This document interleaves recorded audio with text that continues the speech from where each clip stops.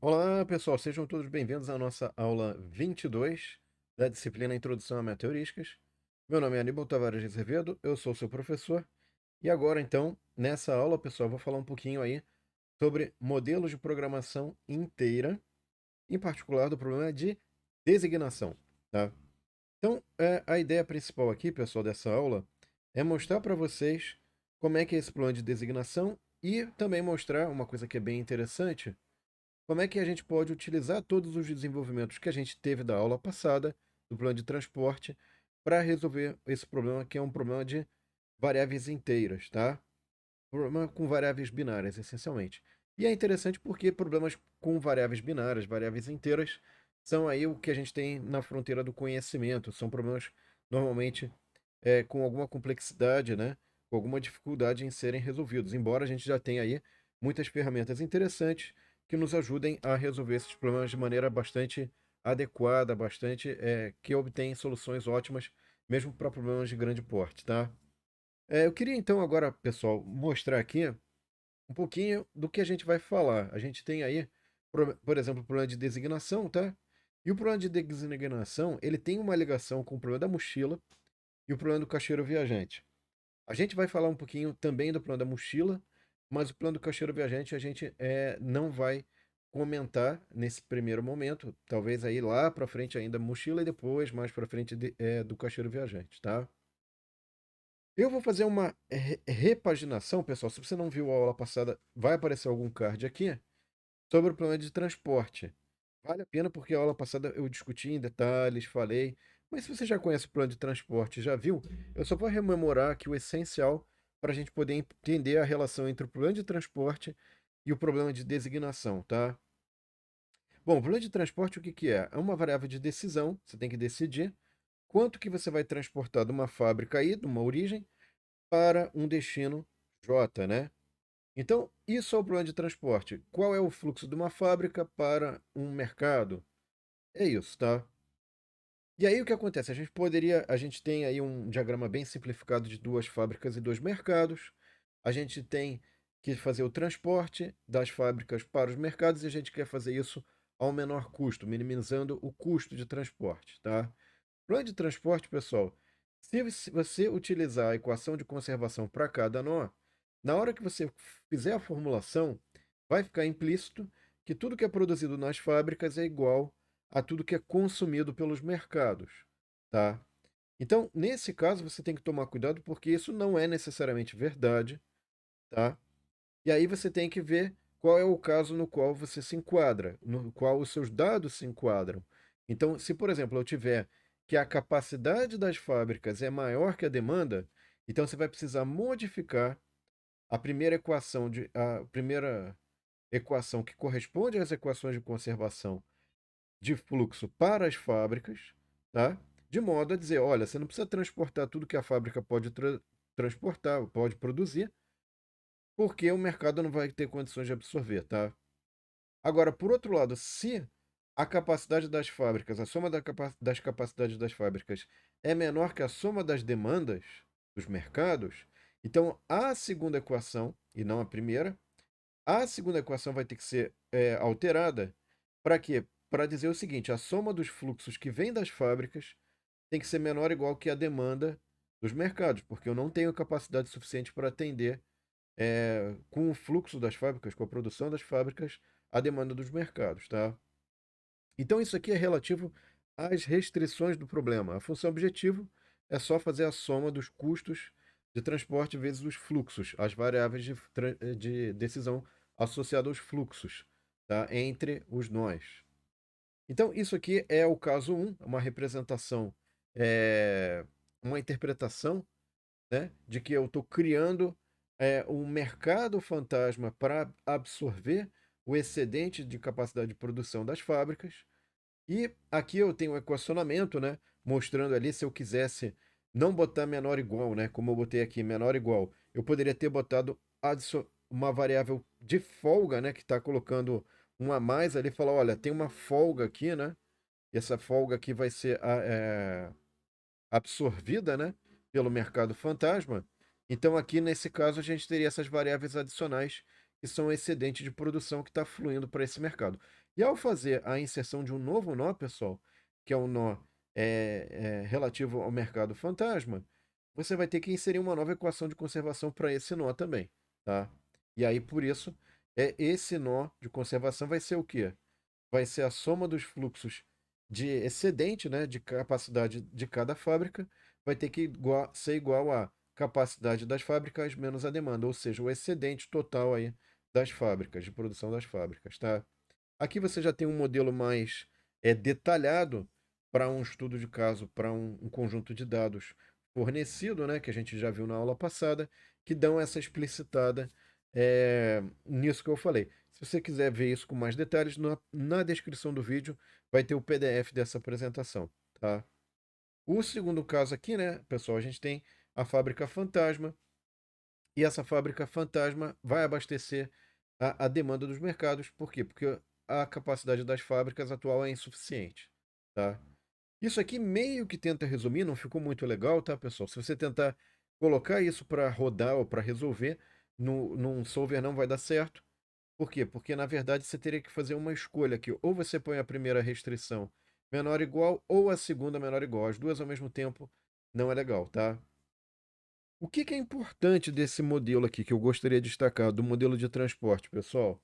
É... Essa matriz aqui, pessoal, associada aos coeficientes das restrições. Então, se você fosse pegar só os coeficientes das restrições e fosse gerar uma matriz A, você teria valores menos um e zero. Três tipos de valores, tá? E esse tipo de matriz é dito matriz unimodular, tá? O vetor B, normalmente, só vem valores inteiros, né? Se tiver só valores inteiros, né? Você pode dizer, tem um teorema no livro do Bazará, que é um livro de programação linear, que ele prova que se você garantir a matriz unimodular, a matriz com os coeficientes das restrições, e o vetor B só com valores inteiros, a solução é obrigatoriamente inteira. Qual é a vantagem disso? A vantagem é que o problema de transporte é um problema de programação linear, só que você consegue resolver ele com uma complexidade muito baixa, como se fosse um problema usando simplex, tá? Então, o problema de transporte é um problema que pode ser um problema inteiro que você consegue resolver com simplex, que é para resolver quando você tem variáveis reais. Pode ser variável fracionária, tá? Com casa decimal. Então veja o seguinte, o simplex é algo muito barato para programação linear. Usar simplex é algo muito rápido e para programação inteira, a gente não, infelizmente não tem essa facilidade. Eu não falei ainda quais são os métodos que são usados para programação inteira, mas normalmente você tem métodos que demandam esforço computacional muito grande, tá? E problema de designação é um problema com variáveis inteiras, pessoal. Só que a gente pode aproveitar essa vantagem particular que o plano de transporte oferece, que ele pode ser um problema inteiro, só que você pode resolver ele como se fosse um problema de programação linear, com complexidade extremamente baixa. Então, agora o que a gente vai fazer, pessoal? Vou mostrar para vocês como é que você pode aproveitar a formulação do problema de transporte para resolver um problema de programação inteira, que é o problema de designação, tá? Então, o que é o problema de designação? Você tem ali uma decisão que você tem que fazer se o operário I, tá? Então, aqui a gente tem o nosso operário I aqui. Se o operário I vai fazer ou não a tarefa J, tá? O ponto importante aqui é que essa variável de decisão, ela é 1, vai ganhar valor 1 se o operário fizer a tarefa, se o operário I fizer a tarefa J, e 0 caso contrário. E aí que é o problema de variável inteira, é 0 ou 1, binária, né? O que é interessante nesse problema de designação, pessoal? A gente tem algo muito próximo do problema de transporte. Como assim? É um problema de designação? Não tem nada a ver com transporte? A gente vai escrever as restrições, vocês vão ver que é muito próximo do problema de transporte, tá? Então vamos lá. Veja o seguinte, ó, eu tenho aqui uma variável de decisão associada ao ao operário 1 e ao operário 2, tá? Que é o x1 e o x12. x21, x22, tá? Vamos dar uma olhada direitinho na decisão que a gente vai fazer para o operário 1, ó. Então, qual é a decisão que eu posso fazer para o operário 1, pessoal? Vamos lá, ó. Eu tenho aqui, ó. O operário 1 pode fazer a tarefa 1 ou a tarefa 2. Ele não pode fazer duas tarefas ao mesmo tempo, tá? Ele tem que escolher uma. Então, para cada operário, existe uma única tarefa. Primeira restrição importante, tá? Que é a restrição de alocação do operário 1. Então, o primeiro índice, que é o índice do operário, fica fixo. E o segundo índice varia de 1 para 2, que são as tarefas possíveis para aquele operário. E isso aqui tem que ser igual a 1. Por que tem que ser igual a 1, pessoal? Porque se essa variável é binária, ela é 1 ou 0, 1 ou 0, no momento que, por exemplo, eu falei, olha, esse operário vai fazer essa tarefa aqui, essa tarefa 1. Então aqui ganha 1 e automaticamente aqui tem que ser 0. Então essa restrição ela é interessante, por quê? Porque ela obriga, no momento que você tem uma variável binária, né? Ela obriga que, se eu escolhi uma tarefa para esse operário, automaticamente ele fica indisponível para as demais tarefas, tá? A mesma equação eu posso fazer para o operário 2, ó, pessoal. O que vai mudar? O primeiro índice, ao invés de ser fixo em 1, fica fixo em 2. E eu vario o segundo índice, tá? Ok. E aqui, no final, aqui, eu tenho igual a 1. Eu posso fazer a mesma coisa para as tarefas. Eu não posso ter duas pessoas fazendo a mesma tarefa. Vai dar conflito. Não pode, tá? Então, o que eu vou fazer agora? Eu vou fazer as restrições para as tarefas. Por exemplo, para a tarefa 1, eu tenho que ter alguém fazendo ela. Não pode ficar sem ninguém. Então, eu vou ter aqui, ó. Tarefa 1 está sendo feita ou pelo operário 1 ou pelo operário 2. Então, o segundo índice está fixo e o primeiro está variando. Eu tenho que escolher alguém. Algum operário vai para essa tarefa aqui. Vamos supor que fosse o operário 2. Vamos supor que essa variável fosse 1. O operário 2 vai fazer a tarefa 1. Automaticamente, esse cara aqui vai ter que estar fora, vai ganhar 0.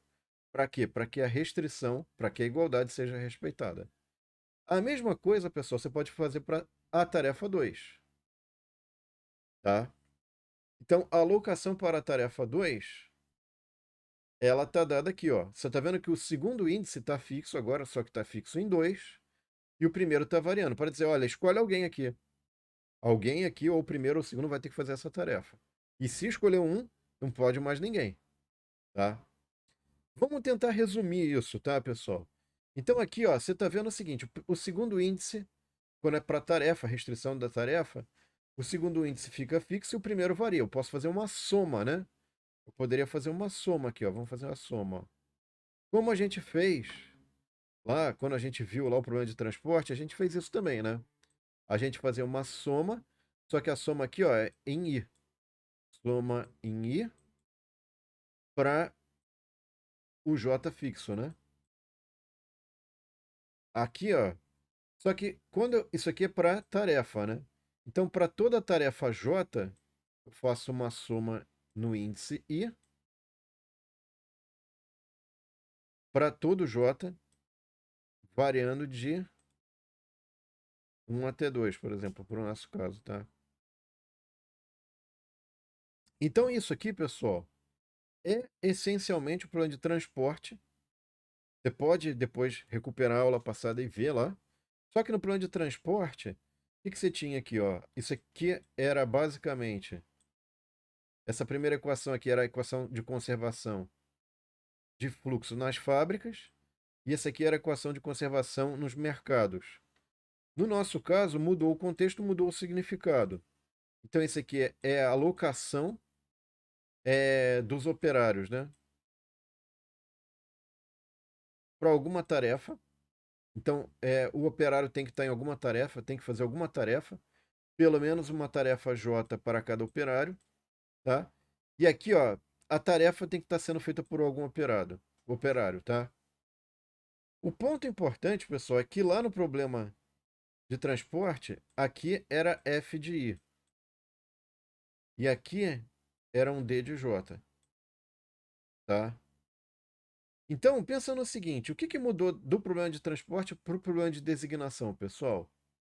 Mudou que ao invés de ser f de i, agora eu tenho todos os valores f de i igual a 1 e todos os d de j igual a 1. Então é um caso particular do problema de transporte. E aí lembra que eu acabei de falar? Que o problema de transporte, se a matriz de coeficientes, e nesse caso a matriz de coeficientes aqui também, tá ok? Ela for unimodular, ou seja, tem valores 1, 0 e -1, e se os valores do lado direito do vetor B são inteiros, eu resolvo o problema inteiro. Eu consigo obter a solução exata do problema inteiro, tá? A minha solução é inteira, sem eu ter que investir em técnicas mais complexas para resolver problemas inteiros. E aqui é o caso, eu consigo resolver o problema de transporte, obter uma solução inteira, só que aqui é um caso particular do plano de transporte que o vetor B é somente valores inteiros, iguais a 1, e aí você consegue obter, usando simplex, usando ferramenta de programação linear, consegue obter a solução ótima desse problema, tá? Então, pessoal, ao invés de eu colocar uma restrição aqui de que a variável tem que ser binária, e isso acarretaria num custo computacional sensivelmente maior, eu posso deixar a variável estritamente maior ou igual a zero, tá? Então aqui eu botaria x e j maior ou igual a zero, e ele acharia a solução inteira para mim, usando simplex, tá? Eu poderia também, uma variação do plano de designação, pessoal, é falar, em vez de operário e tarefa, é máquina e tarefa, tá? E aí, aqui fica uma coisa interessante, pessoal, que é um problema do seguinte, eu tenho uma empresa que tem 4 máquinas e 4 tarefas, tá? O que eu quero fazer nesse problema? Eu quero fazer o seguinte, cada máquina tem que ser designada para completar uma tarefa. E o tempo requerido para completar cada tarefa por cada máquina é dado numa tabela que a gente já vai ver, tá? Essa empresa quer fazer o quê? Minimizar o tempo total de processamento para realizar as 4 tarefas. Então, eu vou mostrar aqui o problema. Então, você tem as máquinas e as tarefas. Então, por exemplo, eu poderia colocar aqui, ó, a máquina 1 para fazer a tarefa 2, gastaria 5, uma coisa boa, né? A máquina 2 para fazer a tarefa 4, vou gastar só 5. A máquina 3 para fazer a tarefa 3. Só que agora sobrou o quê? Sobrou a máquina 4 para fazer a tarefa 1. Então vocês reparem, pessoal, que nesse caso, o meu tempo total aqui vai ser 5 mais 5, 10, mais 3, 13, mais 2, 15, tá? Será que isso é ótimo? Pode ser que sim, pode ser que não. Parece que é. Vamos fazer a verificação, tá? Obviamente aqui, pessoal, eu só trocaria os nomes, tá? Mas a estrutura é essencialmente o problema de designação que a gente viu lá atrás. Então, ao invés de falar operário, eu falo máquina, alocação da máquina e alocação das tarefas, tá? Aqui a formulação, em termos formais, pessoal, e detalhados desse problema, seria dado dessa forma, tá? Então, você tem as restrições de alocação das máquinas, não pode ficar máquina sem fazer tarefa, e não pode ficar tarefa sem máquina, tá? Isso aqui está para todas as máquinas e para todas as tarefas. E aqui é a função objetivo que eu quero minimizar, o tempo total a ser gasto, que eu estou somando aí o tempo de processamento de cada tarefa por cada máquina, tá? Se eu quiser colocar isso aqui numa representação mais compacta, eu tenho essa formulação aqui, ó, que aí fica numa formulação bem próxima daquilo que a gente tinha lá para o plano de transporte. E aqui, ó, eu não preciso da restrição de integralidade, que a gente chama, que é a variável tem que ser inteira, ou binária, no caso, 0 ou 1. Eu posso simplesmente relaxar essa restrição, ou seja, eu posso esquecer ela e botar uma restrição mais fraca, que é, olha, seja maior ou igual a zero, só isso. E aí eu consigo achar a solução inteira desse problema, tá? Que, por sinal, é aquilo que eu já tinha mostrado, tá? A gente ainda não vai ver a parte do solver, isso a gente vai ver mais pra frente, como é que a gente põe isso no solver e resolve. tá? E vai achar essa solução. Depois a gente vai voltar nisso aqui. Bom, um tema interessante de pesquisa, pessoal, de projeto a ser desenvolvido, embora não vá cobrar, só para você treinar, seria fazer justamente a alocação de consultores em projetos, tá? E aqui eu teria preferências. Então, só que agora, ao invés de minimizar tempo gasto, eu quero maximizar a preferência, né? O rendimento. Como é que seria a formulação desse problema aqui? Como é que esse problema poderia ser colocado? E aí fica interessante para vocês pensarem, para vocês tentarem desenvolver. Coloca nos comentários aí, coloca Google Colab se vocês conseguiram fazer, desenvolver. Enfim, na descrição do vídeo tem o PDF dessa apresentação, depois vocês podem pegar e tentar desenvolver alguma coisa, tá, pessoal? Bom, obrigado pela atenção de vocês. Não esqueçam de curtir e compartilhar, pessoal, para que mais pessoas tenham acesso a esse conteúdo.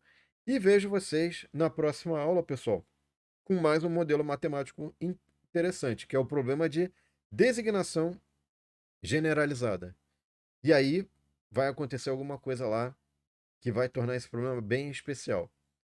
Espero vocês lá então, pessoal. Um abraço e até lá. Tchau.